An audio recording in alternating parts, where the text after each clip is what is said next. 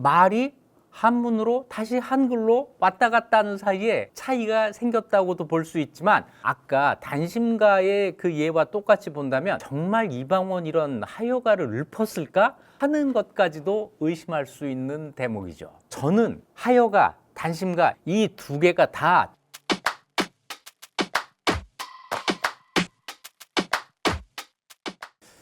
오늘은 이 시조 읊는 걸로 시작을 해볼까요? 이 몸이 죽고 죽어 100번 고쳐 죽어 백골이 진토되어 넋이라도 있고 없고 님양한 일편단심이야 가실 줄이 있으랴. 정몽주의 단심가인데요. 정몽주 이야기입니다. 정몽주가 어떤 이미지를 갖고 있는지 제가 챗 GPT한테 물어봤습니다. 정몽주 하면 떠오르는 이미지가 뭐야? 그랬더니 대답이 끝까지 변하지 않는 충신, 그러면서 불사이군 네 글자를 탁 보여주더라고요. 그런데 이러면 챗GPT가 너무 덜 떨어진 거죠. 그 뒤에 대답이 쭉 더 나와요. 더 나오는데 제법 대학생 정도의 답을 합니다. 이런 이미지는 고려 말의 실제 인물에 대한 평가가 아니고 조선시대에 들어와서 만들어진 기억이다. 정몽주에 대해서 우리가 가지고 있는 이 충신 이미지는 조선시대에 만들어진 이미지다. 이런 이야기인데 실제 모습과 동일한 이미지가 만들어졌을까요? 저는 아니라고 봅니다. 과거에 어떤 사람을 기억할 때에는 그 사람이 어떤 사람인지를 그대로 복원을 하기보다는 하나의 이미지를 만들어내죠. 그 이미지를 만들어내는 것은 만든 사람의 필요에 따라서, 아, 정몽주가 이런 사람이었으면 좋겠어, 이런 필요에 따라서 만들게 되는 거죠. 그러면 이 시기를 전부 거친 다음에 오늘날의 역사학자들은 무슨 일을 해야 될까요? 어찌 보면 정몽주는 이런 사람이었어 라는 걸 밝히는 것과 동시에 그 이후 수백 년 동안 상식처럼 굳어진 그 이미지, 정몽주에 대한 생각이 뭔가 잘못된 거야. 잘못됐다면 왜 잘못된 거지? 이런 걸 밝히는 것이 저희가 할 일이 되는 거겠죠. 자, 오늘은 정몽주 이야기입니다. 정몽주는 어떤 사람이었는가, 이걸 밝히는 일이 되겠습니다. 요즘 MBTI 유행하잖아요. 역시 챗 GPT에게 물어봤습니다. 네, 챗 GPT의 대답은 ISTJ가 나왔습니다. 그리고 왜 ISTJ인지 쭉 설명을 하고 있는데요. MBTI 이거 들으면 다 그럴듯하고 또 아니라고 생각하면 다 아닌 것 같고 그런 거 아니겠어요? 재미로 챗 GPT는 ISTJ라고 하는구나, 이 정도 하고 넘어가시죠. 이 몸이 죽고 죽어 100번 고쳐 죽어, 제가 이 시조를 한번 읊었는데요. 좀 이상하다. 어떤 의문을 가져본 적 없으세요? 이거 우리 지금 한글로 기록되어 있잖아요. 그런데 정몽주가 이 시조를 지었다고 우리가 알고 있는 고려 말에는 한글이 없었잖아요. 세종대왕이 한글 창제하기 전에는 이런 기록이 있을 수가 없습니다. 어떻게 해서 우리에게 이런 시조가 남아있게 된 거죠? 이 당시에 한글로 쓰인 게 아니에요. 정몽주는 말을 했을 겁니다. 기록할 방법이 없었을 겁니다. 굳이 이걸 기록하자면 한문으로 기록했을 거예요. 한문으로 기록을 하면 차신사료 100번 갱사료 백골위 진토 혼백유야무 향주 일편단심 영유계리야려. 한문으로 기록을 할 수밖에 없는데 정몽주는 말을 했어요. 이거를 한문으로 기록을 합니다. 그러면 이 한문으로 기록한 것을 언젠가 한글이 창제된 다음에 다시 우리말로 번역을 했을 때 정몽주가 원래 한 말과 일치하게 될까요? 일치시키려고 애를 쓰겠지만 꼭 그렇게 된다는 보장은 없죠. 정몽주는 말을 했다, 한문으로 기록했다, 이걸 나중에 한글로 다시 번역을 했다, 이렇게 생각할 수 있는데 사실은 이 한문으로 기록된 것이나 한글로 기록된 것의 그 시기를 보면 이게 바로바로 이루어지지를 않습니다. 정몽주가 이 시조를 읊은 이 시기는 1392년 고려가 멸망하기 직전입니다. 그해 7월 달에 조선이 건국됐고 그해 4월 달에 정몽주가 죽었거든요. 그러니까 정몽주가 죽기 직전 1392년 4월 이전 어느 시점에선가 이 시조를 읊었을 거예요. 이것이 구전되거나 한문으로 기록이 되거나 이러고 있다가 훈민정음이 창제된 다음에 우리말로 다시 옮겨졌을 것이다, 또는 구전되는 것이 우리말로 기록이 됐을 것이다 라는 건데, 그 기록이 나오는 시기를 보면 상당히 뒤입니다. 지금 남아있는 한글 시조, 그것은 1728년 김천택이라고 하는 사람이 여러 시가들을 모아서 편찬한 청구영원이라고 하는 책입니다. 1728년이면은요, 정몽주가 죽은 지 300년이 더 지난 뒤일이에요. 그 300년 동안은 이 정몽주의 이 시조가 기록된 적이 현재로서는 없다, 또는 확인되지 않는다라고 볼 수 있는 거죠. 한문으로 번역된 것은 언제 기록이 되었을까요? 지금 확인되는 가장 오래된 기록은 1617년에 광해군 9년에 심광세라고 하는 사람이 쓴 해동학부라고 하는 책입니다. 이 책에 정몽주의 이 시조 제목이 단심가죠. 이 단심가가 한문으로 번역된 것이 나옵니다. 어떤 분들은 포은, 정몽주의 그 문집이죠, 포은집에 이 단심가가 실려 있다고 아마 말씀을 하실 텐데, 정몽주의 이 문집이 처음 만들어지는 시기가 1439년, 정몽주가 세상을 떠나고 한 40-50년 뒤의 일인데 아들이 이 문집을 만들었습니다. 그런데 포은집의 초간본, 이때 만들어진 포은집에는 단심가가 없어요. 한참 뒤에 1719년에 정몽주의 후손인 정찬휘라고 하는 사람이 포은집에 이 단심가를 추가를 한 것이 지금 남아있는 거죠. 그러니까 한문으로 번역된 것도 1617년 이전에는 기록되지 않았다. 자, 그러면 이 기록의 어떤 신빙성에 문제가 되지 않나요? 정몽주가 과연 이런 시조를 지었을까 하는 이런 의문 당연히 가질 수 있죠. 정몽주의 이 단심가와 짝을 이루는 시조가 또 하나가 있습니다. 정몽주의 이 단심가는 대답이에요. 무엇에 대한 대답이냐면 이방원이 지었다고 하는 하여가라고 하는 시조입니다. 하여라고 하는 것은 어떤가라고 하는 한문 표현이에요. 어떤가라고 하는 시조인데, 이런들 어떠하리 저런들 어떠하리, 만수산 드렁칠기 얽혀진들 어떠하리, 우리도 이같이 얽혀져 100년까지 누리리라. 이방원은 말로 했을 텐데 이거 우리말로 기록을 못했을 테니까 구전, 말로 입에서 입으로 전달을 하거나 한문으로 번역을 하거나, 역시 해동학부에 한문 번역본이 실려 있어요. 차역하여 피역하여 이런들 어떠하리 저런들 어떠하리 같은데 그 다음이 달라요. 이 해동학부에 있는 하여가는 성황당 뒷담이 무너진들 어떠하리 이렇게 돼 있습니다. 만수산 드렁칠기 이렇게 안 돼 있고 성황당 후원 쇠락 역하여 이렇게 돼 있어요. 그 다음에 우리도 이같이 죽지 않으면 어떠하리 이렇게 돼 있습니다.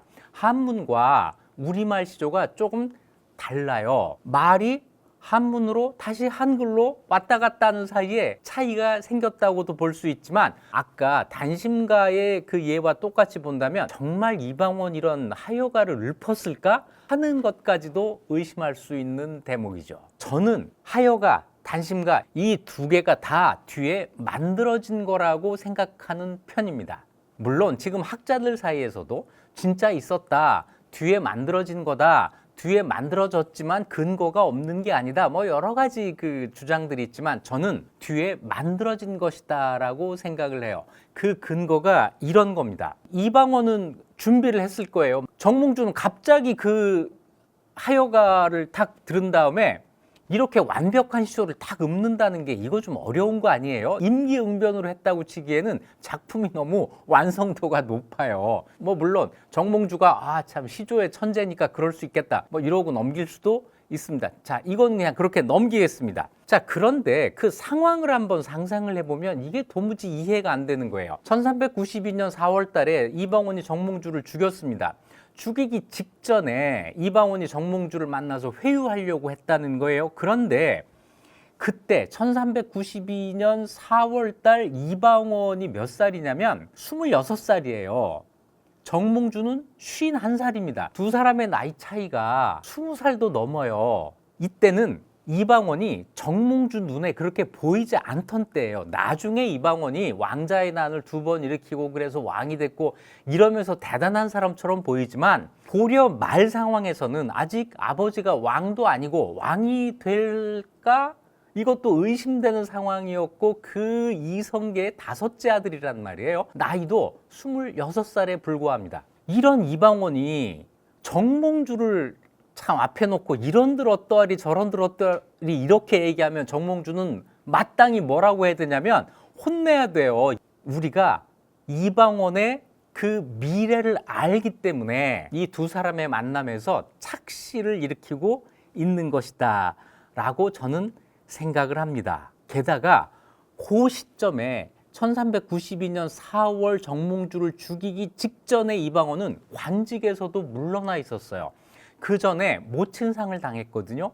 그래서 관직에서 물러나 있는 상태였고 정몽주를 죽인 다음에 복직을 합니다. 정몽주를 죽인 것이 1392년 4월 4일, 이방원이 복직을 하는 것이 4월 22일. 정몽주가 관직에서도 물러나 있는 26살짜리 청년 앞에서 이런 시조를 읊는다. 상상하기 어려운 일입니다. 그래서 저는 뒤에 만들어진 이야기다 라고 생각을 합니다. 두 번째 정몽주 전설이 있습니다. 선주교에서 맞아 죽었다. 선주교는 고려시대에 정말로 있던 달입니다. 지금도 개성 가면 선주교가 있어요. 그 자리에 고려시대에 계속 있었고 사료상으로 선주교의 존재가 확인된 것은 고려 말에 이성계가 위화도 회군을 해서 군대를 끌고 개경으로 치고 들어오잖아요. 이 치고 들어왔을 때 어느 쪽으로 개경을 들어오느냐면 숭인문이라고 하는 문을 통해서 들어와서 선주교를 지나서 남산으로 올라갔다 이런 기록이 있습니다. 그러니까 선주교가 개경의 동쪽 문을 들어가서 중심부로 들어가는 그 사이에 있는 다리예요. 선주교의 존재는 분명히 확인이 되는데 문제는 정몽주가 죽은 곳이 선주교였느냐 하는 것이죠. 고려사 그리고 고려사 저료에 정몽주의 죽음을 기록한 대목에는 선주교가 나오지 않습니다. 이방원이 조영규 등 4-5명을 시켜서 정몽주를 죽여라 그랬다는 거예요. 그래서 이 사람들이 사료에는 길에서 기다리고 있다가 공격해서 살해했다 이렇게만 나와 있습니다. 길에서 기다리고 있었다. 선주교는 여기에 나오지를 않아요. 그래서 고려시대 어떤 기록에도 조선시대의 기록에도 선주교에서 정몽주가 맞아 죽었다라고 하는 이런 이야기는 안 나옵니다. 그러다가 언제부터 선주교와 정몽주의 죽음이 연결이 되느냐면 중종 때 최립이라고 하는 사람, 이 사람은 1539년에 태어나서 1612년에 세상을 떠났으니까 대개 16세기 말 17세기 초쯤에 산 사람이죠. 중종부터 광해군 때까지 산 사람인데 이 사람이 선주교라고 하는 시를 써요. 선주교가 절개를 지키다 죽은 곳. 이 시에 선주교가 정몽주가 절개를 지키다 죽은 곳이라는 이야기가 처음 나옵니다. 이 사람은 이 사실을 어떻게 알았을까요? 근거가 있는 이야기일까요? 더 나가서 지금도 선주교에 가면 정몽주가 그때 흘린 피가 남아있다는 거 아닙니까?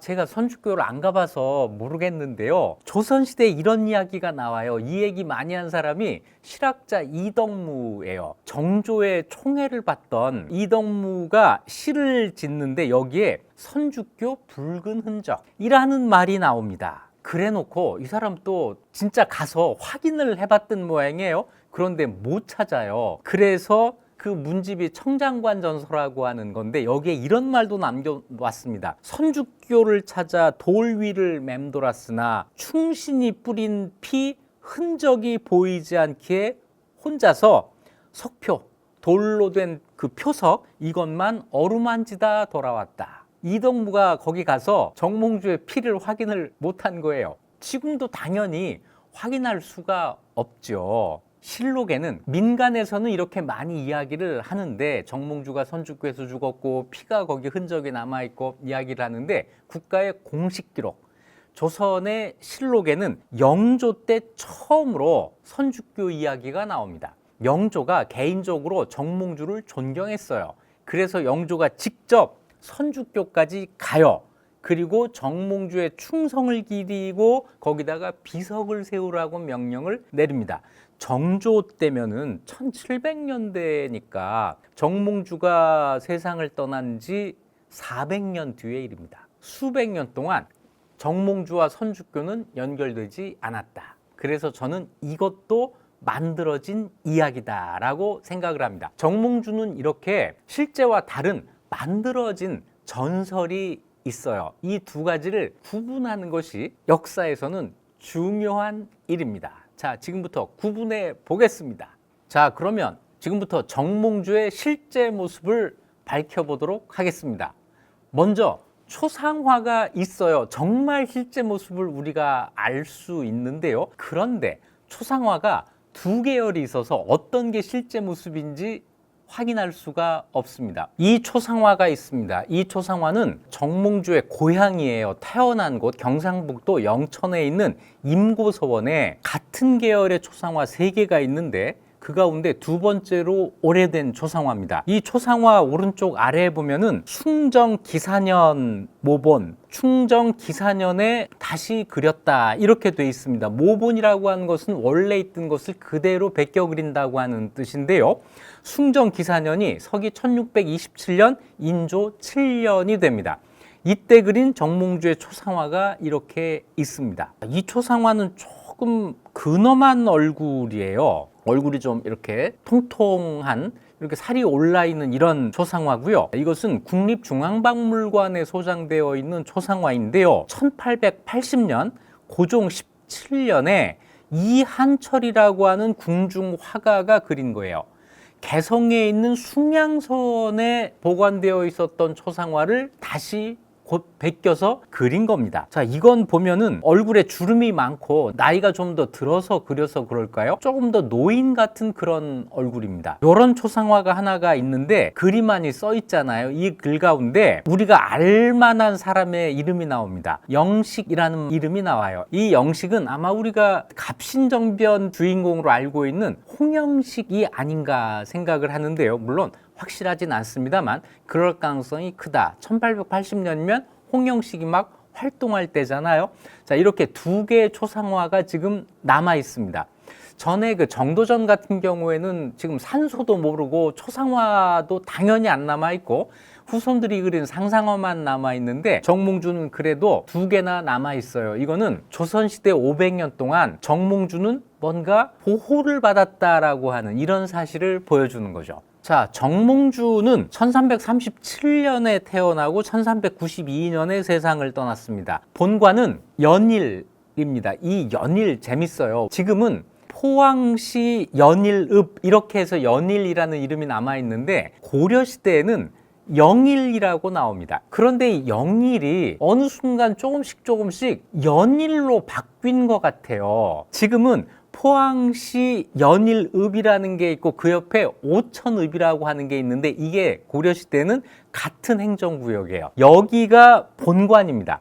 그래서 영일정씨라고도 하고 연일정씨라고도 하고 오천정씨라고도 하고 다 같아요. 요즘은 다 이게 포항이니까 포항정씨라고도 할 수 있을까요? 조상 중에 정승명이라고 하는 분이 계셨습니다. 정승명은 한참 전에 고려 중후기 정도의 관직에 올라서 지주사라고 하는 관직까지 올라갑니다. 지주사는 조선으로 치면은 승지 가운데 가장 높은 승지, 도승지에 해당하는 고려시대의 관직이에요. 한 품 정도니까 상당히 높이 올라간 거죠. 그래서 이 연일 정씨문 중에서는 정승명의 후손들을 특별히 지주사공파라고 해서 하나의 파로 분류를 합니다. 그리고 정승명의 후손들 가운데에서도 정몽주의 후손들을 문충공파라고 해서 또 구분을 한다고 알고 있습니다. 자, 그런데 정몽주가 태어났을 때는 그 조상들이, 가까운 조상들이 관직에 있지를 않았던 것 같아요. 증조 할아버지가 검교직을 가지고 있었고 할아버지는 동정직을 가지고 있었다, 이렇게 돼 있는데 이건 무슨 얘기냐면 실제로 일하는 관직에 있지를 않고 그 관직의 자격만 가지고 있었다. 동정직, 검교직만 가지고 있었다. 이거는 실제로 관리가 되지 못했다라는 뜻입니다. 그러니까 아마 이 본관지였던 영일에 살면서 그 지역에 향리직을 이어왔을 거예요. 그러다가 아버지 정운관이라고 하는 분이 최종 관직이 성균관 생도라고 나오거든요. 성균관 생도가 최종 관직이라는 이야기는 뭐냐면 성균관에 입학은 했는데 과거에 급제하지는 못했다라는 뜻입니다. 성균관에 입학했는데 과거에 급제하지 못했다, 이건 달리 표현하면 과거 1차 시험 합격으로 그쳤다라는 이야기입니다. 과거에 1차 시험 합격하면 이거를 고려시대는 국자감시 또는 성균시라고 했는데 여기에 합격하면 성균관에 입학해요. 그래서 공부를 하다가 본과, 본 시험에 합격하면 그때 급제했다라고 이야기를 하는데 급제하지 못했으니까 성균관 생도가 최종 관직이 된 거죠. 자, 이래서 아버지가 처음으로 서울에 올라가서 과거를 쳤는데 1차 시험만 합격하고 2차 시험은 합격하지 못했다. 이런 집안에서 태어났는데 조상 대대로 내려오던 이 집안의 한을 정몽주가 한꺼번에 풀게 됩니다. 24살 때 급제를 하는데 그것도 무려 장원급제를 해요. 수석 합격을 한 거죠. 그리고 이때부터 승승장구합니다. 제가 볼 때 정몽주는 굉장히 우수한 학생, 아주 똑똑한 사람이었던 것 같아요. 뭐든지 자기 능력을 가지고 해결할 수 있는 일은 다 잘했습니다. 과거 시험을 본다, 수석 합격. 무슨 일을 시켜도 다 잘했어요. 만일 고려가 망하지 않고 그대로 이어졌다면 아마 정몽주만큼 훌륭한 인재, 훌륭한 재상, 글쎄요, 이런 사람 다시 보기 어려울 정도로 훌륭한 제목이었던 사람입니다. 그런데 운명이 그렇게 되지를 않았던 거죠. 이름에 몽자가 들어가는데 정몽주도 이 꿈 몽자를 쓰는데 실제로 정몽주는 이름이 꿈하고 다 관계가 있어요. 처음에 정몽주의 초명, 처음의 이름은 몽난입니다. 몽난, 난초할 때 난자 써가지고 이런 처음 이름을 갖게 된 것은 어머니의 태몽 때문에 그렇습니다. 어머니가 난초를 이렇게 안고 있다가, 난초 화분을 안고 있다가 깜짝 놀라서 이걸 떨어뜨리는 꿈을 꾸면서 아이를 낳았어요. 그래서 이름이 꿈에 본 난초, 그래서 몽난이 된 겁니다. 정몽주가 성장을 하는데 9살 때 어머니가 또 꿈을 꾸셨어요. 어머니는 정말 꿈을 많이 꾼 이런 분이에요. 용이 정원에 배나무를 감고 올라가는 꿈을 꿉니다. 이 꿈을 꾸고 이름을 고쳐요. 이번엔 난초가 아니야, 용. 그래서 정몽용 이렇게 이름을 바꿨습니다. 이몽룡 아닙니다. 정몽룡이 그래서 되는데 언젠지 분명치 않은 나이에 아마 관례를 치르고 그랬다고 했으니까 9살 때 몽룡이 됐다가 몽주라고 하는 이름으로 고치게 됩니다. 그런데 몽주라고 고칠 때는 어머니가 꿈을 꾸지를 않아요. 아무런 꿈 얘기가 없습니다. 조선시대 기록에 새로운 사실 하나가 추가가 되는데 이때는 아버지가 주공을 만나는 꿈을 꿨다는 거예요. 이 주공은 누구냐면 옛날에 중국의 3대라고 하는 이상사회가 있습니다. 하은주. 이 주나라의 재상이죠. 왕의 동생이고 삼촌이 되는 주공이라는 아주 훌륭한 재상이 있는데 이 재상을 아버지가 만나는 꿈을 꾸면서 몽주라고 이름을 고쳤다고 하는데 이 사실은 고려사에는 나오지 않고 조선시대에 나오는 이야기이기 때문에 뒤에 만들어진 걸로 보입니다. 죽은 다음에 위대해지는 사람은요, 그 역사가 과장되기 마련이에요. 이 과장된 부분을 지워나가는 것도 굉장히 중요합니다. 자, 몽주라는 이름은 왜 그렇게 지었는지 모른다. 몽란, 몽룡, 몽주, 꿈몽자를 아마 항렬자로 두고 한 글자씩을 바꿔간 것 같아요. 사실은 우리 이름 3글자를 쓰지만 그 중에 내 거는 한 글자잖아요. 하나는 성이고 하나는 항렬자고 요 하나의 글자, 나머지 하나가 내게 되는 거죠. 그 하나를 정몽주는 처음에는 난, 두 번째는 용, 세 번째는 주 이렇게 갖고 있었던 거죠. 자, 이제 어려서부터 공부를 하는데 공부는 기가 막히게 잘했던 것 같습니다. 어린 시절에 공부한 곳은 안동에 있는 흥국사라고 하는 절인데요. 이 흥국사가 지금도 남아 있어요. 물론 이름이 바뀌어서 계목사라고 바뀌어 있습니다. 지금 안동에 가면 계목사가 있는데 여기가 정몽주가 어린 시절에 공부를 하던 곳이에요. 그런데 이 똘똘한 정몽주가 과거에 합격하는 나이가 좀 생각보다 늦어요. 21살에 국자감시, 그러니까 과거 1차 시험에 합격합니다. 이거 웬만한 수재들은 10대 후반에 다 합격을 하는 시험이거든요. 그런데 정몽주가 21살에 합격을 해요. 좀 늦다 싶은데 그만한 이유가 있었습니다. 왜 그런 일이 생겼느냐? 부친상을 당합니다. 아버지가 돌아가시면서 3년상을 치러요. 고려시대는 3년상을 안 치렀거든요. 고려 후기에 성리학이 들어오면서 주자가래가 들어오면서 3년상이 이제 보급되기 시작하는데 부모 3년상을 치르게 되면 합해서 한 6년, 실제로는 4년 내지 한 5년 정도가 되는데 한참 공부해야 할 젊은 나이에 경력 단절이 오는 거예요. 그래서 고려시대 사람들이 이거 잘 안 받아들이려고 하는데 정몽주는 대담하게 이걸 받아들인 겁니다. 3년상의 모범을 보였다라고 이제 후대에 칭송을 받게 되는데 이 바람에 과거 1차 시험이 좀 늦은 것 같아요. 21살에 국자감시에 합격을 하고 그리고 이제 어디 고시원에서 공부를 한 것 같은데 그 고시원이 삼각산 근처에 있었던 것 같습니다. 저 삼각산 근처가 조선시대에 학원가였던 것 같아요. 지금 대치동이 고려시대에는 삼각산이었던 거죠. 여기서 공부를 하고 24살 때 장원으로 급제하는데 보통 장원이 아닙니다. 고려시대 과거 언젠가 한번 말씀을 드렸는데 1차 시험 국자감시를 본 다음에 이 합격증을 가지고 과거에 응시를 하면 초장, 중장, 종장 3번 시험을 거쳐야 된다고 말씀드렸죠. 초장에서는 사서, 오경 경전의 뜻을 시험을 보게 돼요. 여기에 통과를 해야만 중장으로 진출을 합니다. 여기는 시와 부, 문장을 시험을 봐요. 여기에서 붙으면 다음 스테이지로 넘어갑니다. 세 번째 스테이지는 책문이라고 해서 현실 문제에 대한 대책을 묻는 거예요. 그래서 경전 시험도 보고 문장 시험도 보고 그 다음에 정말 시사 더하기, 시사 문제 더하기 대책 능력까지를 묻는 요 3개를 거치게 되는데 각각 성적이 매겨지거든요. 초장에도 장원, 중장에도 장원, 종장에도 장원.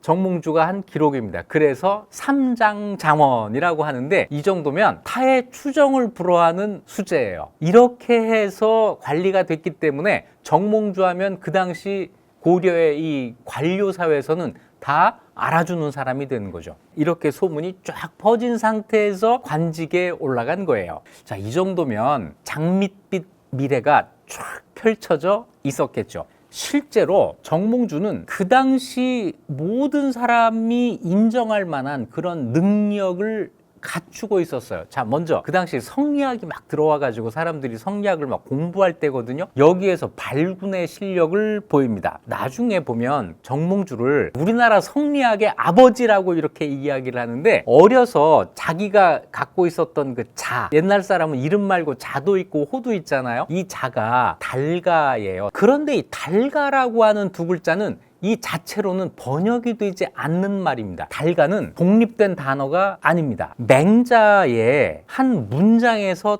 따온 거예요. 맹자의 문장은 이렇게 되어 있습니다. 유천민자 달 가행어 천하이유 행지자야. 이렇게 나오는 문장에서 달가를 떼낸 거예요. 이걸 번역을 하면 천민, 하늘의 백성이라는 것이 있으니 통달하여 천하에 행할 만한 후에야 행하는 자. 그러니까 자기 공부를 열심히 해서 천하에서 내가 뭔가를 할 수 있게 될 그 정도가 된 다음에 내가 뭐를 하는 사람. 이런 사람을 천민이라고 한다라고 하는 건데 여기에 통달하여 가행, 달과 가는 떨어져 있는 말이거든요. 그런데 이 두 개를 합쳐서 하나의 이름으로 쓴 거예요. 달가. 다시 얘기해서 정몽주의 이 호는 맹자의 이 구절을 모르는 사람이라면 지을 수도 없고 이해할 수도 없는 그런 자예요. 뒤집어 이야기하면 정몽주가 이 구절을 읽었고 이 구절을 자기의 이름으로 삼을 정도로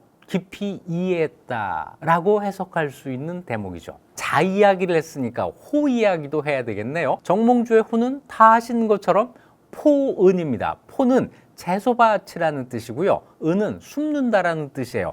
그런데 여기서 중요한 것은 포가 아니고 은이에요. 이색은 목은이고 또 길재는 야은이고 또 이숭이는 도은이고 왜 이렇게 숨을까요? 이걸 가지고 여말 삼은 고려 말에 세 사람의 은이 있으니 이 사람들은 조선 건국에 반대해서 어쩌고 저쩌고 이런 이야기가 나오지만 전부 틀린 이야기입니다. 왜냐하면 이 사람들이 목은, 포은, 야은, 도은 이런 호를 쓴 시기는 고려가 망하기 전이에요. 조선이 건국되기 전입니다. 그때 이미 나는 숨을 거야 라는 호를 지은 거예요. 그렇게 될 줄 알고 은자를 호로 썼다고요? 그럴 리는 없죠. 나 숨을 거야 하는 것은 나가지 않을 거야. 이 세상에 나가지 않을 거야. 왜? 이 세상은 참 혼탁하고 뭔가 깨끗하지 못해. 난 이런 세상엔 안 나갈 거야 라고 하는 자기 잘난 척의 표시입니다. 그렇다고 안 나왔냐고요? 아니죠. 다 나왔죠. 나와서 관직 생활도 하고 다 하면서 이름은 나는 안 나갈 거야. 이 세상이 너무 혼탁해. 자기 잘난 척을 하는 것이다.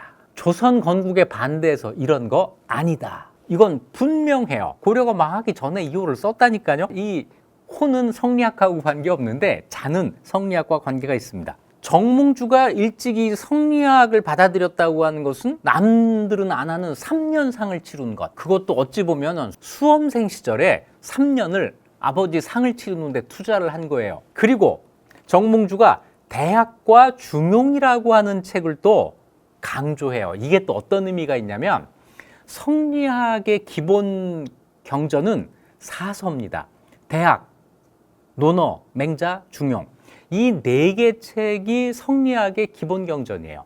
이 4개 책이 중요하다고 한 사람이 바로 주자고 주자의 학문을 받아들이는 사람들은 전부 이 사서를 강조합니다.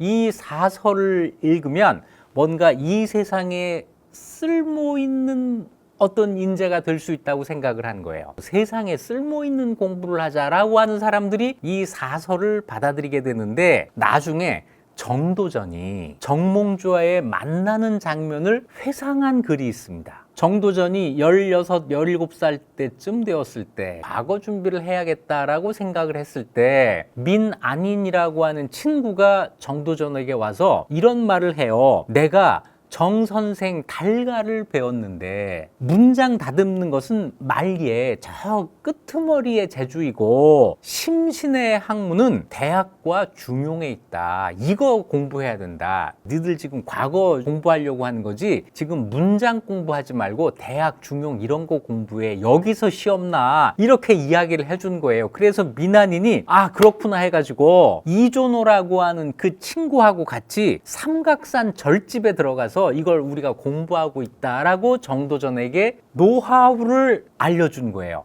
그래서 정도전이 민한인을 통해서 정몽주 이야기를 들은 것이 처음이었다는 거예요. 그리고는 정몽주가 과거에 급제한 다음에 직접 찾아가 만났다 이렇게 수레를 하는데 여기 나오는 정몽주의 훈수 대학과 중용을 공부해야 된다. 이 시기에 대학 중용 공부한 사람들은 성리학을 공부한 거예요. 나중에 정도전이 정몽주를 만난 다음에 둘이 친해졌어요. 그리고 얼마 뒤에 정도전이 부친상 모친상을 연달아 겪는 일이 있습니다. 그래서 3년상을 역시 치르는데 그때 정몽주가 정도전에게 책을 한 권 보내주었어요. 이 책이 바로 맹자였습니다. 정도전이 그걸 받아가지고 탐독을 했어요. 하루에 한 장도 읽고 반 장도 읽었다. 게을러서가 아닙니다. 그 뜻을 계속 곱씹어 가면서 그 책을 읽었다는 거예요. 이때 맹자를 읽은 정도전 나중에 맹자의 혁명을 실천을 하게 되죠. 정몽주가 정도전에게 이 책을 잘못 소개를 한 셈인데 어쨌거나 앞날을 모르는 정몽주는 이 책을 꼭 읽어봐라 해가지고 성리학 서적을 정도전에게 소개를 했던 겁니다. 성리학자의 싹이 보이고 있었다. 이게 중요하죠. 그 성리학이라고 하는 것이 그냥 내가 출세할 거야 이런 게 아니라고 제가 말씀을 드렸었죠. 북송의 범중엄이라고 하는 사람이 이런 말을 했다는 거죠. 나는 천하의 근심에 앞서서 근심하고 천하가 즐거워한 것을 보고 그 뒤에 즐거워하겠다. 근심은 먼저 하고 즐거움은 뒤에 하고 이 천하에 대한 책임의식을 가진 사람, 또 주돈이라고 하는 초기 성리학자가 이런 말을 합니다. 성인이라고 하는 것이 공부해서 될 수 있는 것이냐, 공부하면 성인도 될 수 있다. 이것은 성리학을 공부해서 성인이 될 수 있다는 자신감을 보여준다고 평가가 되는 말이에요. 그럼 이 사람들은 왜 공부를 하죠? 내가 출세하기 위해서? 아닙니다. 천하를 위해서, 성인이 되기 위해서 이런 훌륭한 이상을 가지고 공부를 하는 거예요. 정몽주도 그렇고 정도전도 그렇고 이 사람들이 젊을 때부터 공부를 하면서 그런 생각을 마음속에 쌓아 나가는 거죠. 결국에는 자기를 위한 공부가 되고 이 공부를 통해서 자기가 관직도 올라가고 명성도 얻게 되겠지만 처음부터 그러기 위해서 공부하는 것과 다른 목적을 가지고 공부를 하다가 결과적으로 그렇게 되는 것은 다른 것이요. 저는 고려 말 신흥 4대부라고 불리는 사람들의 선의를 인정해 줘야 된다고 봅니다. 실제로 그 사람들은 이 점에 대해서는 아주 순수하고 진정성이 있었다라는 게 제 판단이에요. 성리학이 처음 들어온 게 안양을 통해서 그 다음 세대가 이재현, 그 다음 세대가 목은 이색 그렇게 됐는데 이색 다음 세대 성리학자의 선두주자는 누가 보더라도 정몽주예요. 정몽주가 신세대 성리학자의 선두주자였다라고 하는 점은 이런 기록에서도 확인이 되는데요. 정몽주가 성균관에 교관을 하면서 가르치는 것이 아주 매끄러웠다는 거예요. 성리학을 공부를 해서 잘 가르치는 것 같은데 그럼에도 불구하고 사람들이 의심을 한 겁니다. 아니, 정몽주가 어떻게 알고 저런 이야기를 가르치는 거지? 정몽주가 하도 똘똘하게 강의를 하니까 사람들이 훌륭해 하면서도 의심을 했는데 뒤에 호병문이라고 하는 사람이 쓴 사서통이라고 하는 책이 들어온 거예요. 이 책을 갖다 읽어보니까 전에 정몽주가 이야기한 것과 일치하더라는 겁니다. 그래서 사람들이 아주 감탄을 했다는 건데 성균관 교관으로 있을 때 그 성균관의 책임자 겸대사성이라고 하는 자리에 있던 사람이 바로 목은 이색입니다. 이색이 정몽주를 아주 극찬을 해요. 정몽주가 성리학을 논하는 것은 횡설수설이 모두 이치에 맞는다. 가로로 세로로 이야기하는 게 다 이치에 맞는다. 그만큼 꽉 짜여진 논리가 완벽하다 이 얘기예요. 성리학자의 선두주자, 이 말이 틀리지 않는다라는 겁니다. 이런 사람이 이 일을 시키면 관료로서 일도 잘했습니다. 특히 정몽주가 탁월한 능력을 발휘한 대목이 외교였습니다. 정몽주는 그 시대의 외교관이라고 불러도 손색 없을 만큼 외교에서 아주 뛰어난 업적을 남기는데요. 36살 때 명나라의 사신으로 파견된 적이 있어요. 이때 명나라의 수도가 남경입니다. 지금 난징 여기에요. 여기까지 어떻게 가냐면 육로로 압록강을 건너서 요동을 거쳐서 육로로 가는 이 길을 고려 사람들이 선호했는데 명나라에서 그 길을 막습니다. 왜 그러냐면 그때까지만 해도 요동이 원나라 세력권하에 있었기 때문에 그 길을 자유롭게 왕래하기가 어려웠던 거예요. 그래서 명나라에서 고려 사신이 올 때는 배를 타고 바다로 와라, 해로로 와라 이렇게 요구를 해요. 그래서 바다로 갔어요.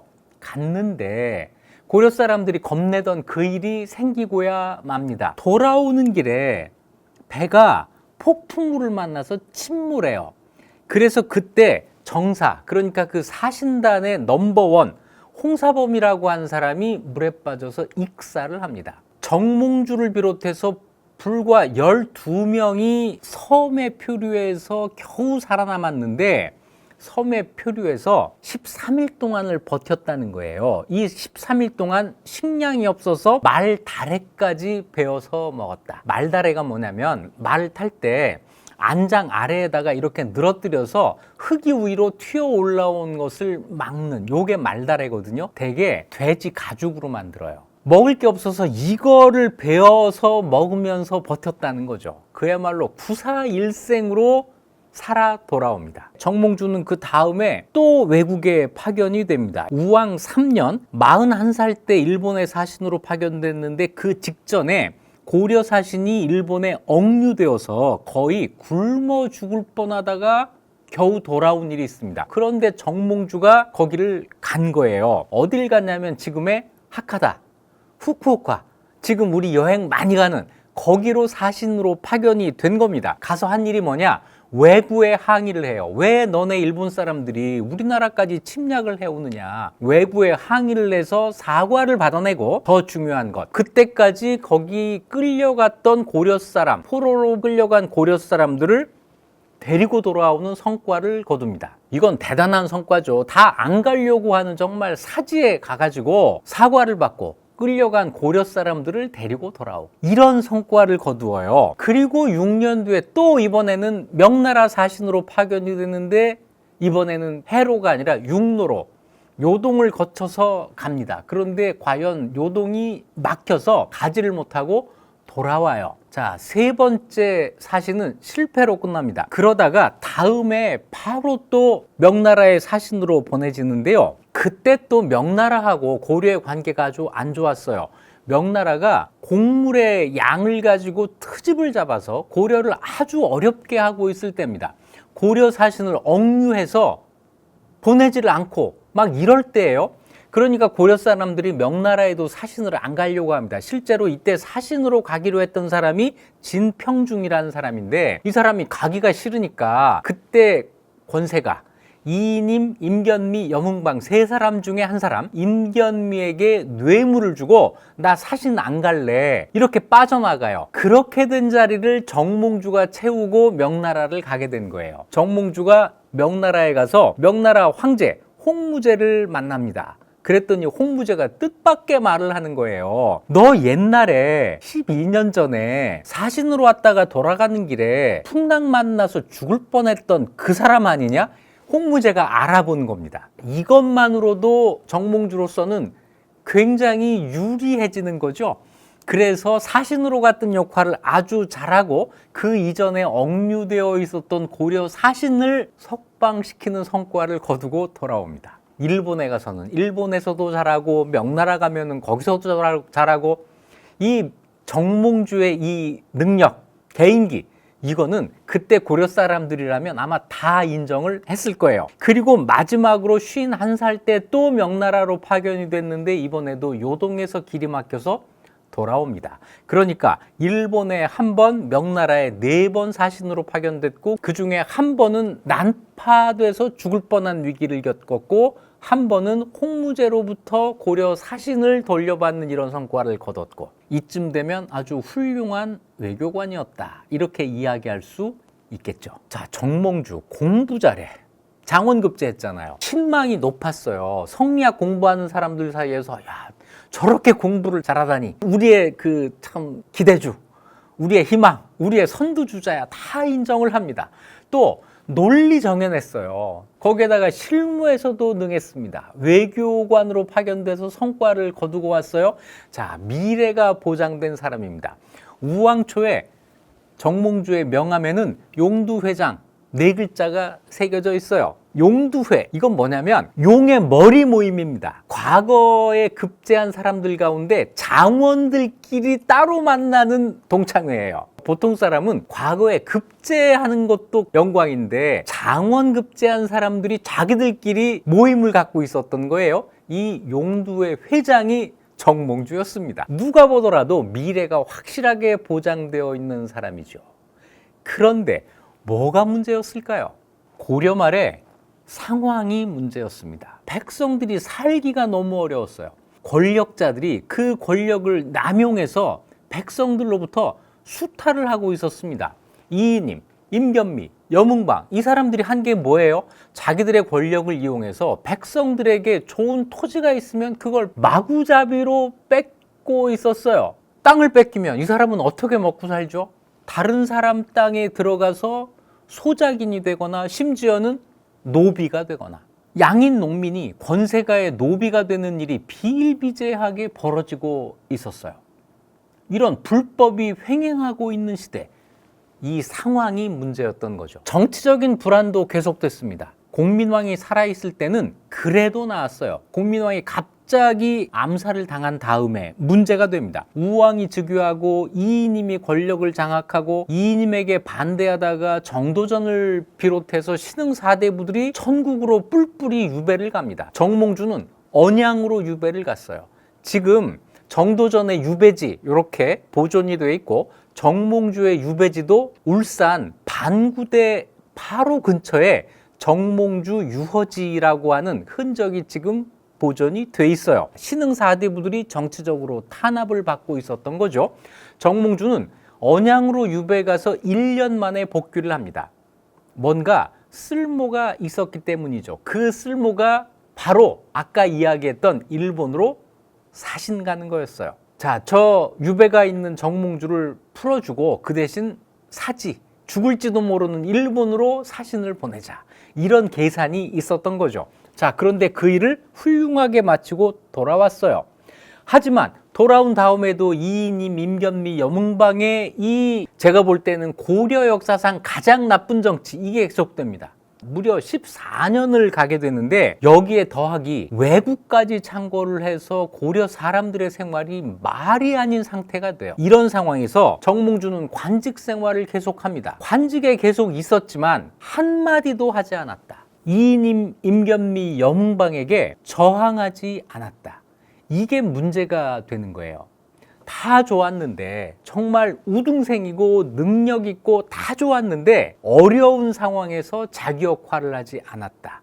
이게 문제가 되는 거죠. 과연 이런 고려말 상황에 대한 정몽주의 해결책은 무엇이었느냐 물어보지 않을 수가 없는 겁니다. 이 암흑기에 정몽주가 한 가지 한 일이 있어요. 이성계를 만난 거예요. 정도전도 똑같은 시대를 같이 살았지만 정도전은 유배가 길었고 관직에 복직이 되지를 않았죠. 그런 상태에서 혼자 함흥으로 이성계를 찾아갔잖아요. 정몽주도 같은 때 이성계를 만납니다. 정몽주가 찾아갔다기보다는 정몽주의 관직이 이성계를 만나도록 이끌어요. 정도전은 우왕 9년에 이성계를 처음 만났지만 정몽주는 그 전에 이성계를 만난 적이 있습니다. 아주 젊을 때 만나요. 정몽주가 27살 때 29살의 젊은 장군을 만난 적이 있습니다. 이성계가 저쪽 화주, 그러니까 함경도 일대에서 여진족, 삼선, 삼계 이런 사람들을 격퇴할 때 종사관으로 문신 정몽주가 참전을 한 적이 있어요. 이때 처음으로 두 사람이 만나게 됩니다. 그 뒤에 남원, 지리산까지 들어온 왜구를 격퇴한 황산전투라고 한 게 있는데 이 황산전투 때 정몽주가 조전원수라고 하는 관직을 가지고 참전을 해요. 원수가 이성계였고 조전원수가 정몽주였으니까 당연히 두 사람이 거기에서 만나게 됐겠죠. 그리고 세 번째, 47살이 될 때 바로 우왕 9년에 동북면 원수 이성계의 조전원수로 정몽주가 부임을 하게 된 거예요. 그래서 정몽주가 함흥에 가요. 정도전이 개인 자격으로 함흥에 간 것도 아마 평소 알고 지내던 정몽주가 조전원수가 돼서 함흥에 간다는 사실을 알고 시기를 맞추어서 같이 간 것일 가능성이 대단히 크다라고 저는 봅니다. 이 만남에 대해서는 목은시고에 시가 하나가 있습니다. 목은 이색이 우왕 9년 7월 달에 지은 시예요. 정첨서가 병이 들고 나 또한 병이 들어 두 집안의 왕래가 두절된 지 오래되었다. 정첨서. 첨서는 추밀원의 정삼품관직 첨서 추밀원사를 줄인 겁니다. 정몽주가 이때 첨서관직에 있었거든요. 정몽주가 아프고 나도 병이 들어서 만난 지가 오래됐는데 이 호연이라는 사람, 호연은 이 집이라고 하는 이색의 제자예요. 이 사람이 와서 말하기를 내일 첨서가 동북면 원수부로 떠난다고 하더라. 다시 얘기해서 정몽주가 이성계의 그 동북면 원수부로 조전원수로 부임하러 떠난다라는 사실을 이 집이 이색에게 알려준 거예요. 그랬더니 이색이 내가 마땅히 교회에 나가서 전송, 배웅을 해줘야 될 텐데 말 타기가 어려워 앉아서 시 한 수를 읊는다. 요게 시 제목입니다. 우왕 9년 7월 달에 정몽주가 함흥에 갔다. 그런데 우왕 9년 가을에 정도전이 이성계를 찾아 동북면에 이르렀다라고 하는 기록이 용비어천가에 나옵니다. 그때 정도전이 이성계의 군대가 잘 정제된 것을 보고 훌륭합니다. 이 군대로 무슨 일인들 못하겠습니까? 해서 이성계를 정치에 끌어들이게 되는데 우왕 9년 7월에 정몽주가 함흥을 갔고 우왕 9년 가을에 정도전이 함흥에 갔으니 7월과 가을에 시차가 좀 있는 것처럼 보이지만 옛날 음력 달력으로는 7, 8, 9월이 가을이니까 같은 때 같은 자리에 모였을 가능성이 대단히 크다라고 하는 거죠. 자, 이래서 정도전과 정몽주가 이성계를 같이 만나서 무슨 이야기를 했을까요? 이성계의 군사력을 이용해서 뭔가 해보자. 이런 구상이 이때 이 자리에서 있었던 거고 중요한 것은 정몽주도 그런 생각에 동의했을 거라는 거죠. 우리가 알고 있는 나중에 이성계 정도전과 싸우는 것과는 전혀 다른 모습의 정몽주가 이때 있는 거예요. 이 만남으로부터 5년 뒤에 이성계가 위화도 회군을 해서 권력을 장악합니다. 정몽주는 위화도 회군 이후에 관직이 계속 올라요. 문화평리가 되었다가 찬성사에 오릅니다. 세 번째 높은 관직까지 올라갑니다. 다시 얘기해서 정몽주는 위화도 회군에 반대하지 않았다 라고 하는 걸 우리가 알 수 있는 거죠. 그리고 위화도 회군으로 권력을 장악한 이성계 쪽에서 가장 열심히 한 일이 뭐냐면 전제개혁입니다. 토지제도 개혁. 조준이라고 하는 사람이 입안을 하고 이것을 가지고 반대파를 밀어내면서 결국에는 토지제도를 개혁하는 데 성공하는데요. 여기에 대해서는 고려 전통 세력, 뼈대 있는 가문에서 반대가 극심했습니다. 자, 그 회의 장면이 기록으로 남아있는데요. 여기에서 정몽주의 태도를 눈여겨보시죠. 도평이사사. 자, 이제 고위 관료들이 전부 모이는 곳이에요. 여기에서 전체 회의를 해요. 토지제도를 개혁할 것이냐 말 것이냐는 걸 가지고 조준이 이렇게 해야 됩니다라고 이제 발제를 하는 거죠. 이성계가 후원을 합니다. 그게 옳다. 그렇게 해야 된다. 그러는데 이색이 반대하고 나서요. 법을 그렇게 가벼이 고쳐서는 안 된다. 법을 고칠 때는 신중해야 된다라고 하는 게 이색의 반대 이유예요. 이색에게 어떤 악의가 있어서 반대했다고는 생각하지 않아요. 이색은 정말로 법을 그렇게 함부로 고치면 예상하지 못한 부작용이 있을 수 있다라고 생각했거나 그 법을 고치게 되면 고려의 국가의 근간이 흔들릴 수도 있다고 하는 위기감을 가졌을 수도 있어요. 어쨌거나 이색은 분명한 이유를 대지 않고 법을 가벼이 고쳐서는 안 된다라고 반대를 합니다. 그랬더니 실제로 이 개혁에 의해서 그동안의 불법이 탄로나게 될 사람들, 그래서 자기가 불법적으로 지금까지 이루어 놓은 것을 빼앗기게 될 사람들이 전부 이색을 지지하고 나선 거예요. 그러다 보니 이색이 개혁을 반대하는 편의 중심인물이 되어버립니다. 논의가 한참 동안 계속됐다는 거예요. 자, 결국 어떻게 되느냐? 논의가 결정되지 못해서 의견이 서로 갈리게 되는데 정도전과 윤소정은 조준의 의견에 찬동했고 개혁을 해야 된다. 권근과 유배규라고 하는 사람은 이색의 의견에 찬동하고 반대하는 편에 섰고 팽팽하게 갈리게 되는데 오늘의 주인공 정몽주는 무엇을 했느냐? 둘 사이에서 머뭇거렸다. 이건 뭘 뜻하는 걸까요? 제 해석입니다. 정몽주는 머리로는 조준의 의견이 옳다는 걸 알았어요. 마음으로는 이색이나 반대하는 사람들에게 심정적으로 동조한 것 같아요. 그래서 머리는 개혁에 가 있는데 마음은 개혁에 반대하는 쪽에 가 있는 이런 분리 현상이 일어난 게 아닌가. 그래서 머뭇거린 것이 아닌가. 정몽주는 좋은 사람입니다. 이색을 성균관에서 마치 스승처럼 모시고 있었어요. 그 이색과의 인간적인 관계, 이것도 쉽게 끊지 못했을 겁니다. 좋은 사람의 특징이죠. 그런데 머리로는 개혁이 필요해 라고 인정을 한 거죠. 그래서 이색의 의견에 동조하지도 못하는 이런 가운데에 서 있는 이런 태도를 보인 게 아닌가. 가장 그럴듯한 해석 아닐까요? 하지만 끝내 이성계가 힘으로 밀어붙입니다.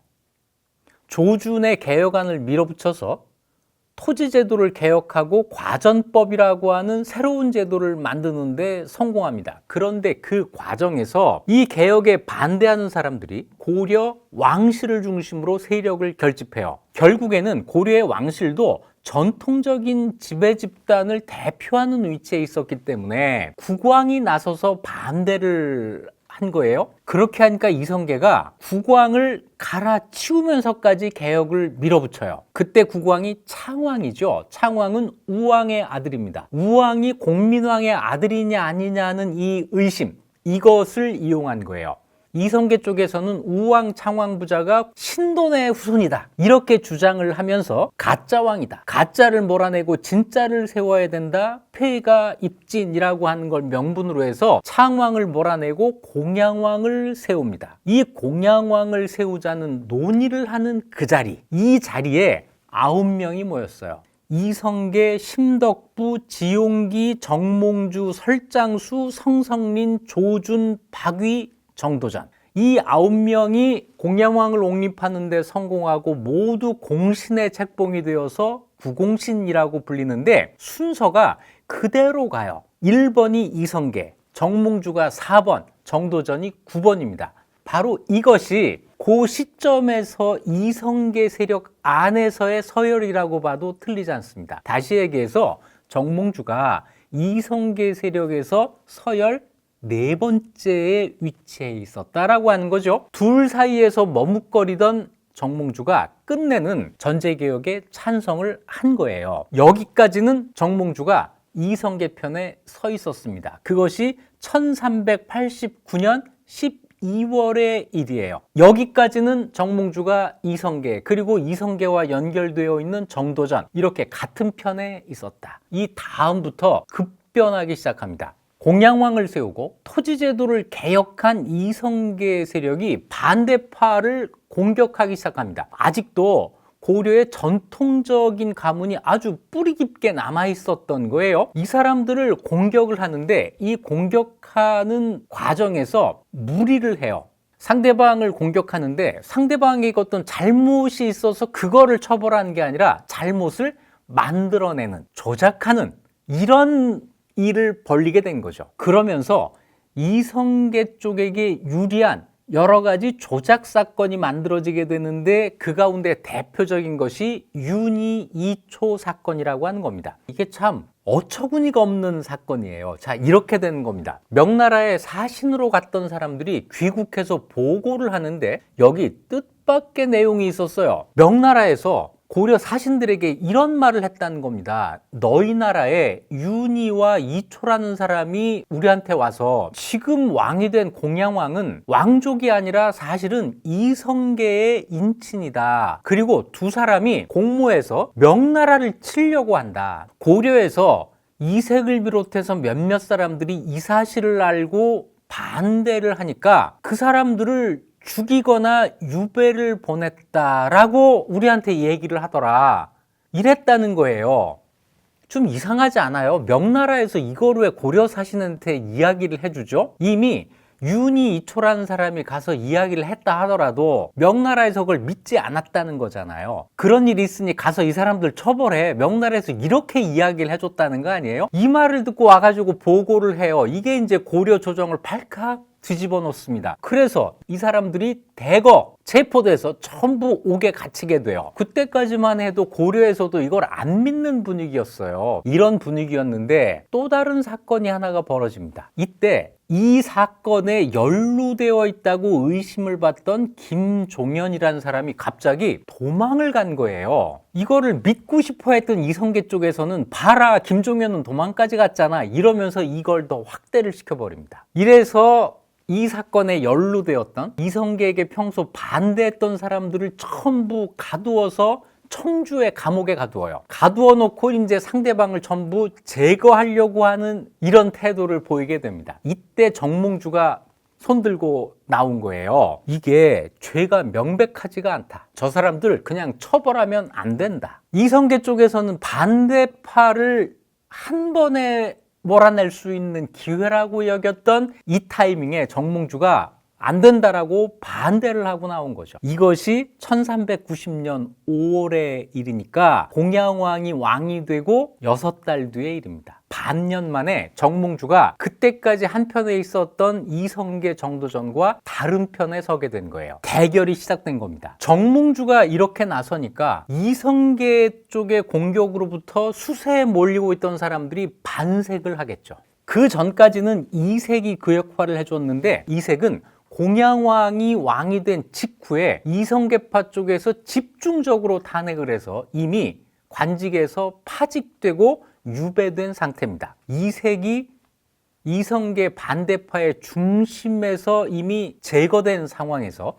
정몽주가 그 자리를 대신하게 됐던 거예요. 공양왕도 여기에 반색을 합니다. 공양왕은 비록 이성계에 의해서 왕이 됐지만 이성계가 왕실을 막 무시하고 그때까지 왕실과 혼인관계든 어떻게 해서 이렇게 관계를 맺고 있던 기득권 세력, 구세력을 막 몰아붙이고 하는 것에 대해서 반감을 가지고 있었는데 자기 혼자 어떻게 하지 못하고 있다가 정몽주가 그러고 났으니까 정몽주를 앞장세워서 이성계와 싸워요. 정몽주에게 관직을 줍니다. 수시중, 수시중은 두 번째 높은 관직이에요. 그리고 판병조사, 판병조사는 병조의 일, 무신들에 대한 인사권을 담당하는, 그래서 무신과 군인들에 대해서도 영향력을 행사할 수 있는 관직입니다. 물론 군대를 움직일 수 있는 지휘권이 이성계에게 딱 장악이 돼 있기 때문에 역할이 제한적일 수밖에 없지만 조금은 영향을 미칠 수가 있었던 거죠. 이것과 동시에 더 중요한 관직 하나를 주는데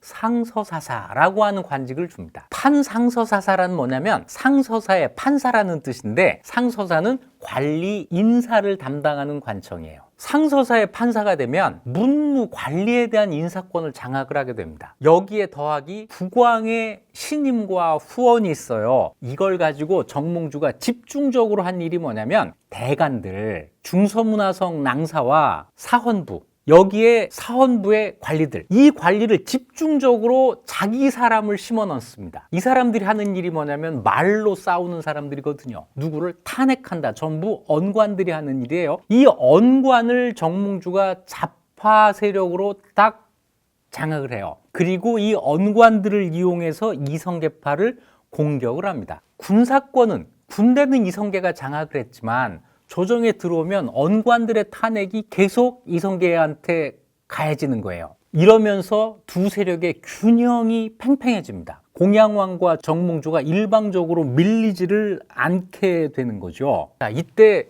정도전이 전면에 나섭니다. 이때까지 정도전은 자기 얘기를 드러내놓고 한 적이 거의 없어요. 정도전은 이성계파의 막후 실력자로 활동을 해왔던 것 같아요. 그러다가 드디어 전면에 등장합니다. 1391년 5월 달에 상소문을 올려요. 이색과 우현보를 죽여라 라고 한 겁니다. 이색을 죽여라, 이 이야기를 하는데 그 이전에도 이성계파의 간관들이 이색을 죽여라라는 주장을 한 적이 있어요. 그때는 이색이 이런 잘못을 했고 이런 잘못을 했고 이런 잘못을 했고 한 5가지 정도 이유를 들어서 이색을 사형에 처해야 됩니다라고 이야기를 했는데 이색이 나서서 나 그런 적 없다, 이 5가지 이유가 다 거짓이야, 이렇게 해명을 하니까 더 할 말이 없게 돼요.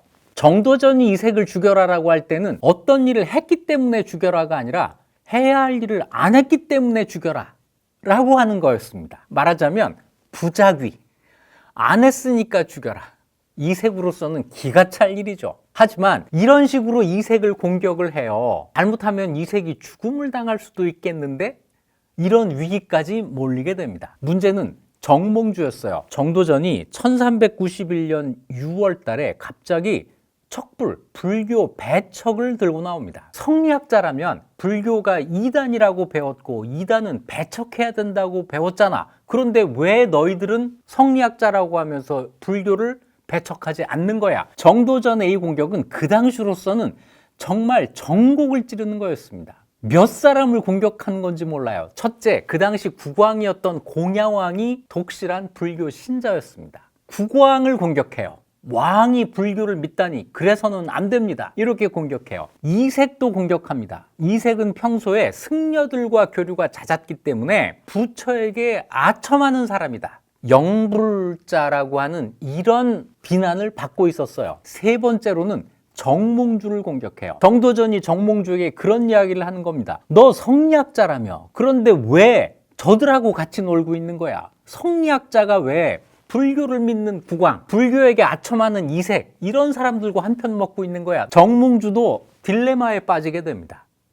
자기가 옳다고 생각하는 것대로 행하면 공양왕이나 이색과 같은 편에 있으면 안 돼요. 그런데 지금 상황에서 자기 몸은 그쪽 진영에 가 있어요. 거기서 빠져나올 수도 없습니다.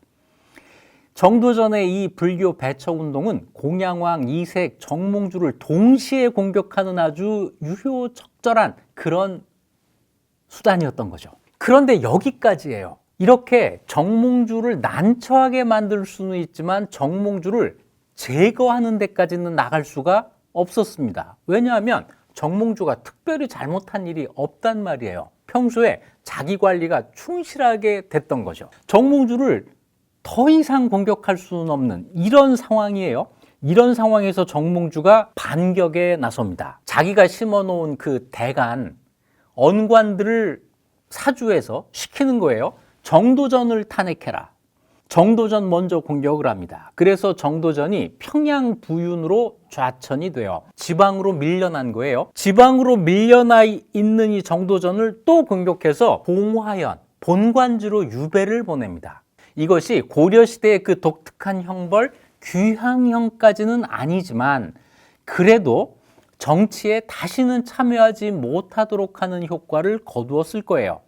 이때 정몽주파의 대간들이 극형을 주장합니다. 정도전을 죽여야 한다 라고까지 주장을 해요. 공양왕이 죽이기까지는 좀 그렇고 그러면 저 멀리 나주로 유배를 보내자 해서 고향 봉화에 있다가 나주로 유배를 가는데 이때 정몽주파에서 정도전을 공격한 그 내용이 아주 정도전의 그 심사를 거스르게 하는 게 있었습니다. 그게 뭐냐면 정도전은 가풍이 부정하고 파괴가 미명하다. 무슨 얘기냐면 정도전이 천출이다 이 이야기를 한 거예요.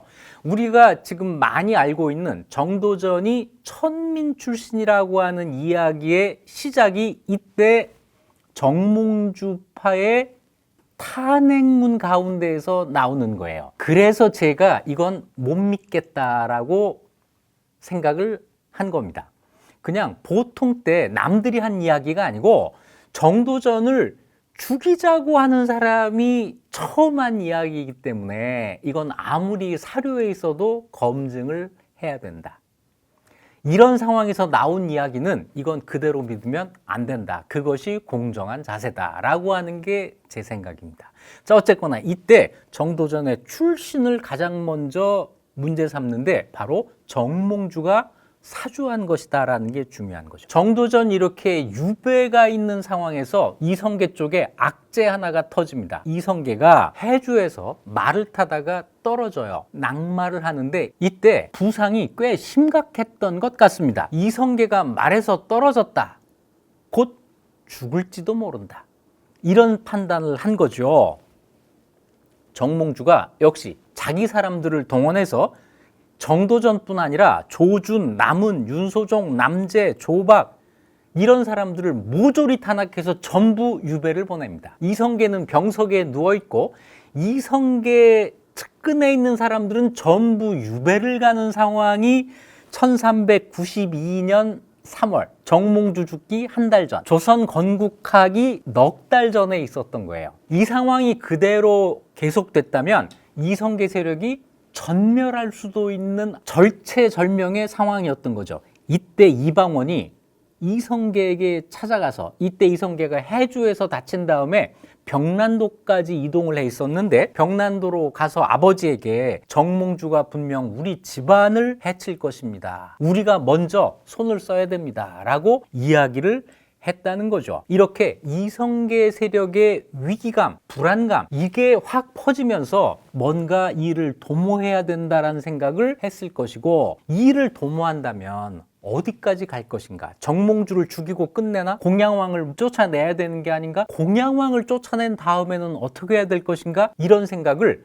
줄줄이 하게 됐겠죠. 그러면서 결국에는 혁명이다. 공양왕을 쫓아낸 다음에는 고려 왕족을 다시 옹립하지 말고 이성계가 직접 왕이 되어야 한다고 하는 생각을 이런 위기감 속에서 했을 것이다 라고 저는 생각을 합니다. 그러니까 조선 건국이라고 하는 것이 그 이전부터 미리 계획되고 차근차근 진행되었다기보다는 고려 말의 이런 세력 다툼의 과정에서 위기에 몰리게 된 이성계 세력의 자구책으로 나온 것이 아닐까 하는 거죠. 정몽주를 죽여야 되겠다. 이방원이 생각을 했다는 거예요. 정몽주가 대간들에게 조준, 정도전, 남은 등을 탄핵하게 하고 장차 이성계까지 죽이려 했다. 이성계 쪽에서는 그렇게 생각을 했을 거예요. 정몽주가 이성계를 죽일 것까지 생각을 하면서 일이 잘못될까 걱정이 돼서 먹지 못한 지가 사흘이나 되었다. 아주 노심초사하고 있었다는 거죠. 정몽주는 정몽주대로 그러고 있었고, 이방원은 형세가 급한데 어찌해야 됩니까? 아버지한테 이야기를 하는데, 이성계는 생사는 운명에 달린 것이니 순순히 받아들일 뿐이다, 이렇게 태연한 태도를 보이고 있었다는 거예요. 그러니까 이방원이 아버지 허락을 받지 않고 휘하 군사들과 정몽주 제거를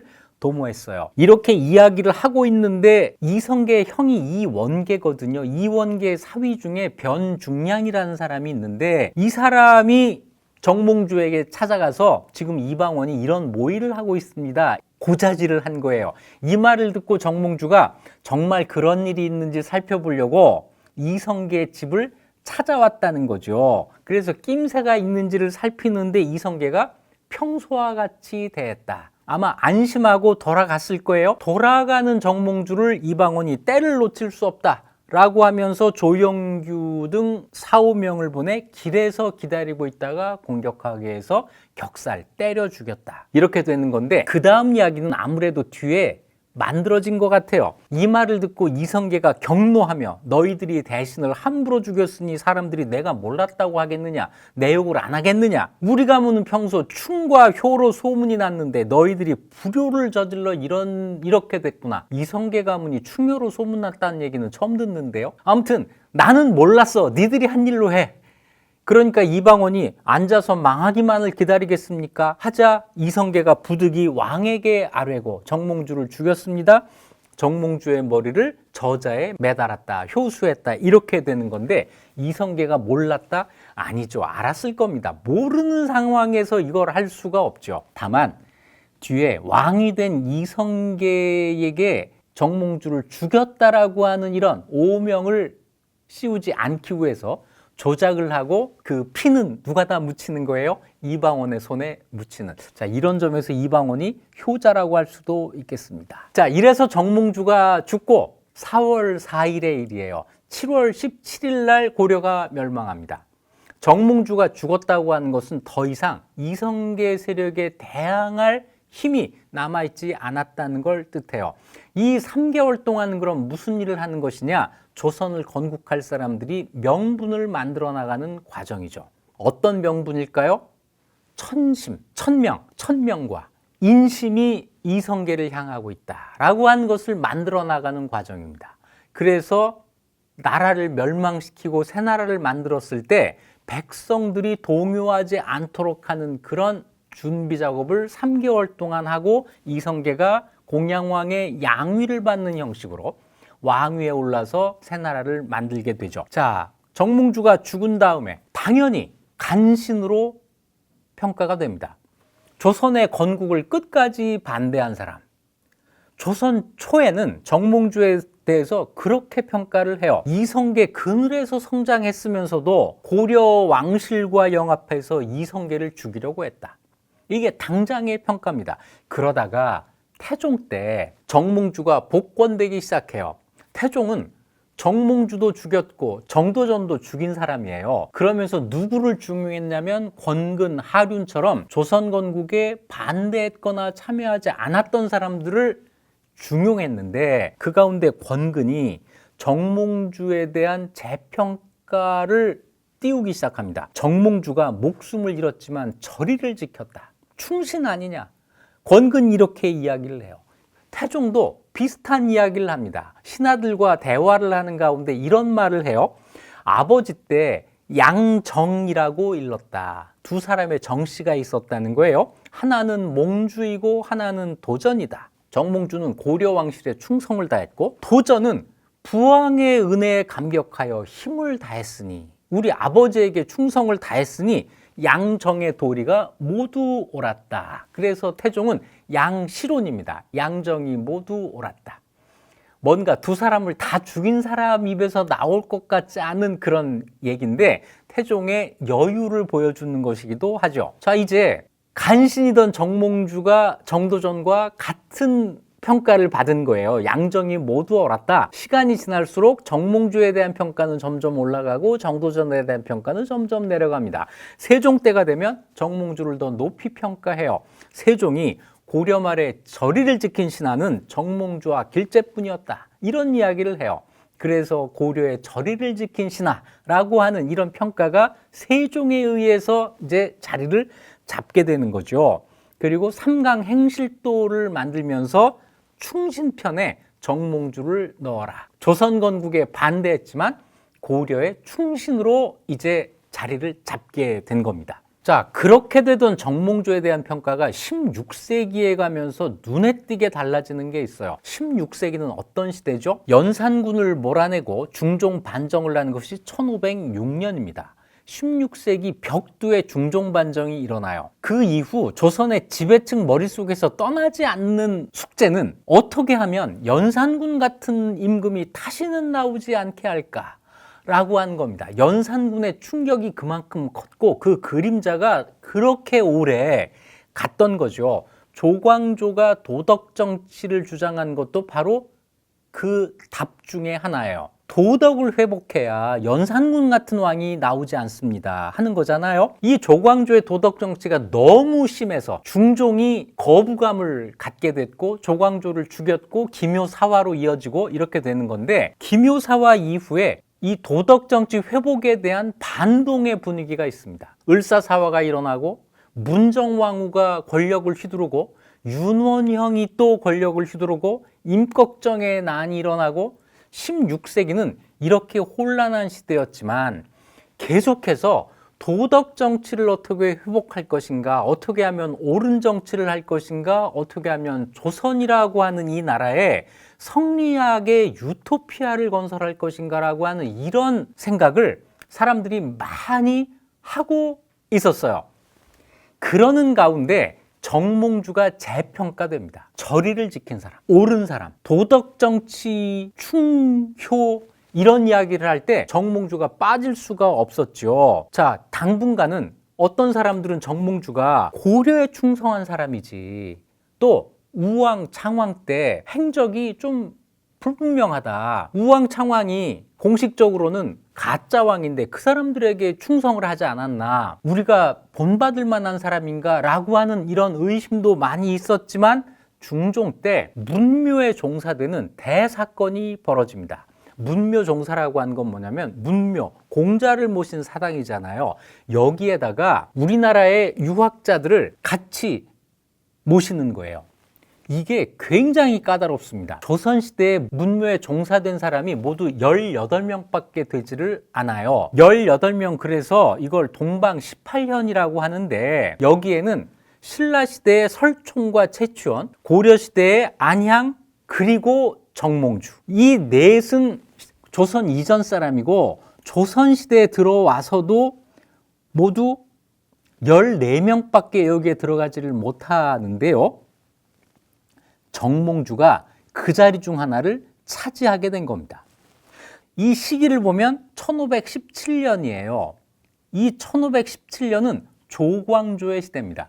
조광조는 1515년에 과거에 급제해서 1519년에 죽을 때까지 딱 만 4년, 햇수로 5년 동안 빛을 발한 사람이거든요. 조광조의 시대라고 하는 이때 문무의 종사가 됐다고 하는 것은 조광조의 주장에 따른 것이었다라고 볼 수 있는 거죠. 자, 그리고 서원이 만들어질 때 당연히 정몽주를 모시는 서원이 만들어집니다. 정몽주가 살았던 개성의 숭양서원, 정몽주의 묘가 있는 용인의 충렬서원, 정몽주의 고향인 영천의 임고서원, 세 개의 서원이 만들어지고 이 세 개의 서원은 전부 사액서원이 되어서 국가로부터 지원을 받아요. 정몽주에 대한 이 평가를 극대화시키는데 결정적인 기여를 한 사람이 송시열입니다. 조선 후기에 송시열의 말은 곧 법이에요. 아니, 법 이상입니다. 송시열이 정몽주의 신도비라고 하는 걸 지어요. 이름도 정몽주 안 쓰고 포은 정선생 신도비명이라는 걸 짓는데 여기에 포은은 하늘이 우리나라를 낸 인물이라고 적습니다. 고려에 대해서 충성을 바친 일, 중화문명을 수용해서 고려의 제도를 개혁한 일. 이건 뭐냐면 정몽주가 고려 말에 명나라 복식을 들여오고 대명류를 받아들이고 할 때 역할을 한 게 있거든요. 이걸 이야기한 거예요. 그리고 동방성리학의 시조라고 한 것. 이 세 가지를 가지고 송시열이 정몽주를 굉장히 높이 띄우는데 이렇게 되다 보니까 조선 후기에 지배층에 있는 사람들은 아무도 송시열의 이런 평가에 반대할 수가 없었던 거죠. 그게 지금까지 이어져 오고 있다고 생각하면 조금 섬뜩하지 않으세요? 자, 마지막으로 저의 평가입니다. 정몽주를 흔히 온건개혁파라고 하죠. 정도전을 급진개혁파라고 한 것과 대비해서 온건개혁파라고 하는데 저는 이 시기를 전공하는 연구자로서 평소 이런 의문을 가지고 있습니다. 온건개혁이라는 게 뭐지? 개혁에 온건급진이 있나? 하는 거예요. 특히 급진개혁파가 없다면 온건개혁파라고 하는 것이 존재할 수 있습니다. 개혁을 하는데 천천히 합시다.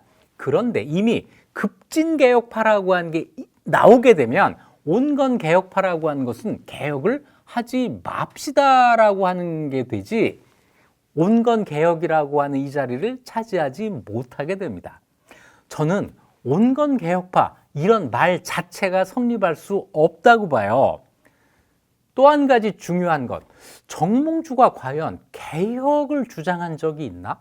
우왕대 14년 동안 위화도 회군 이후 고려가 멸망할 때까지 4년 동안 정몽주가 현실의 문제에 대해서 지적하고 해결책을 제시한 적이 과연 있었나? 저는 못 찾겠습니다.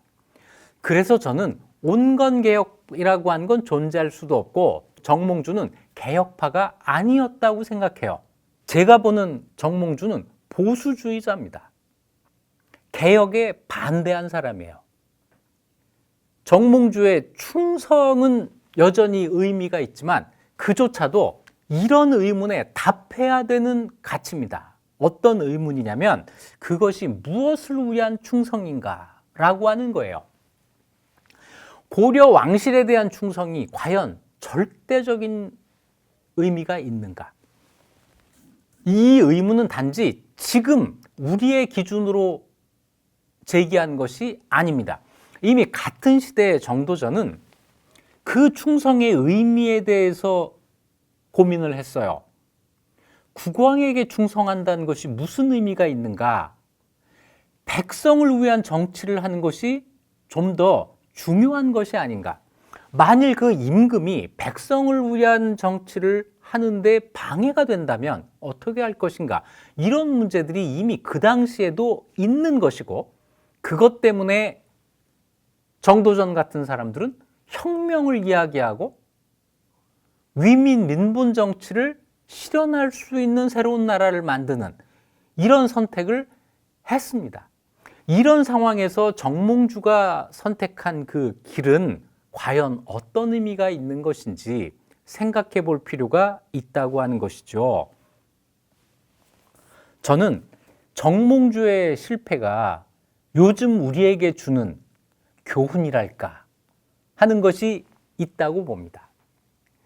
정몽주의 실패는 보수주의자의 실패다. 이 보수주의라고 하는 것은 정치학에서 대개 이렇게 정의가 되죠. 전통과 연속성을 중시한다. 전통이라고 하는 것은 오래전부터 만들어진 관습, 제도, 도덕 이런 걸 의미하는 것이고, 이것이 과거로부터 현재를 거쳐서 미래로까지 연속된다고 하는 이런 믿음, 그리고 그것이 중요하다고 생각하는 것, 이거예요. 그래서 보수주의자들은 혁명을 반대하고 점진적인 개혁을 지향합니다. 대표적으로 18세기 영국에 에드먼드 버크라고 하는 사람이 그걸 정리를 했죠. 프랑스 대혁명을 반대하고 어떻게 하면 안정 속에서 점진적인 발전을 할 수 있느냐는 이런 생각을 했던 거예요. 전통과 안정이라고 하는 거죠. 중요한 가치는 전통을 중시하면서 점진적인 개혁을 하는 것이다. 정몽주도 이 점에서는 동의했을 거라고 생각을 합니다. 그런데 상황이 전통을 유지하면서 점진적으로 개혁해 나가는 이런 태도를 용납하지를 않았던 거죠. 벌써 전통을 단절시키고 새로운 국가를 만들어야 된다고 하는 혁명적인 생각이 드러나고 있었어요. 자, 이럴 때 보수주의자는 어떻게 했어야 할까? 정몽주는 우등생이고 모범생이었습니다. 뭐 하나 빠지는 게 없고 다른 사람보다 못하는 게 없는 그런 사람이었어요. 만일 격변기가 아니었다면 훨씬 더 자기 능력을 발휘할 수 있는 사람이었습니다. 이런 우등생은 자기가 몸담고 있는 사회 체제 자체가 흔들리는 상황에는 대응하지 못한다. 보수주의자는 변화에 약하다. 현재 자기 스스로가 보수주의라고 생각하는 분들은 귀담아 들으셔야 합니다. 내가 어떻게 이 약점을 보완하면서 바람직한 변화를 이끌어낼 수 있을 것인가 하는 이 숙제를 늘 안고 살아야 된다는 것이죠. 오늘의 정몽주를 통해 본 역사적 교훈이었습니다. 지금까지 이익 주는 역사 이익주였습니다. 이 정도전의 주장이 명분을 얻을 수 있는 그런 힘이 실제로 있었던 게 맞을까요? 고려는 불교 국가인데 고려 후기에 성리학이 들어오죠. 성리학은 불교를 이단으로 규정합니다. 그리고 이단을 배척해야 된다라고 가르쳐요. 성리학은 불교를 이단으로 배척해야 된다고 하는데 정작 고려 사람들은 이걸 제대로 실천할 수가 없었던 거죠. 왜냐하면 불교의 전통이 워낙 깊었기 때문에. 그런데 고려 말 정도가 되면 적어도 성리학을 공부한 사람들, 이 사람들이 과거를 통해서 고려의 관리가 된 사람들이거든요. 고려의 관리들 가운데 성리학 공부하고 과거에 급제한 사람들은 정도전의 이 주장에 동의하지 않을 수 없었을 것이다 라는 거죠. 그래서 관리들의 의견을 모아서 뭔가를 하게 된다면 정도전의 이 척불 주장은 정치 현실에서 힘을 가졌을 것이다 라고 봅니다.